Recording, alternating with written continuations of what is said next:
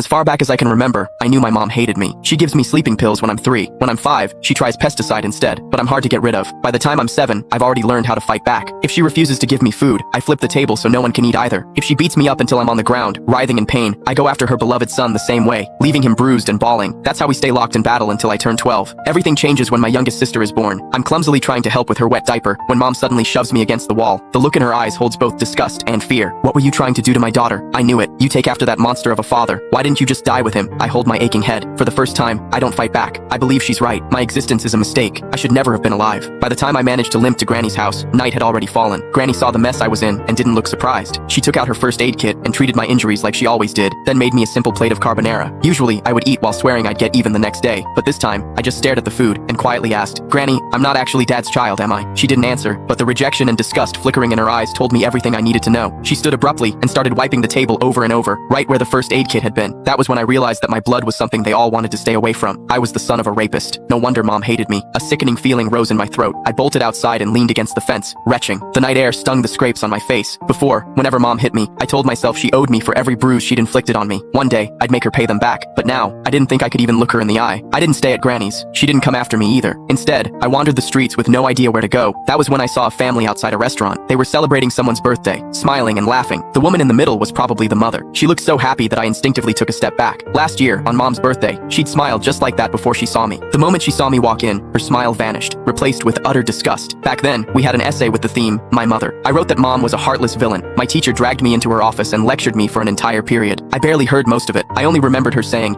no mother in this world would ever stop loving her child. I believed her. I saved money from collecting recyclables and bought my mom a birthday cake. I just wanted a hug, the same kind she gave my brother, Casper Willis. But her frigid expression was like a stab in the heart. I felt like a fool, standing there with that cake in my hands. Anger overwhelmed me. When no one was looking, I went out and caught a couple of frogs in the garden. Then, I hid them in the cake. I could still remember the way she screamed when they jumped out. Back then, I felt a twisted sense of satisfaction. I thought she didn't deserve to be a mother. I thought she had it coming. But now, I know the truth. The one who didn't deserve anything was me. My existence itself had hurt her. As I watched that mother's smile through the restaurant window, I made a decision. This year for mom's birthday, I would give her a gift she would truly be happy with, one that would free her completely. I decided to die. Once that thought took root in my mind, my steps felt lighter. I even started planning how to do it without troubling anyone. I needed to do something that wouldn't leave a mess. But before I could carry out my plan, a patrolling officer spotted me and brought me home. Mom answered the door. As the door shut behind us, I stared at the floor, unable to meet her eyes. Her icy tone sliced through the air. "Why didn't you just die out there?" I almost snapped back, but I forced the words down before they came out. Still, as I stared at her back, I couldn't stop myself from asking, what would you do if I really did die? Would she be the least bit sad? If you've got the guts, hurry up and do it. I'd celebrate. She walked straight into my siblings' room and closed the door. I stood rooted to my spot in the living room. After a long while,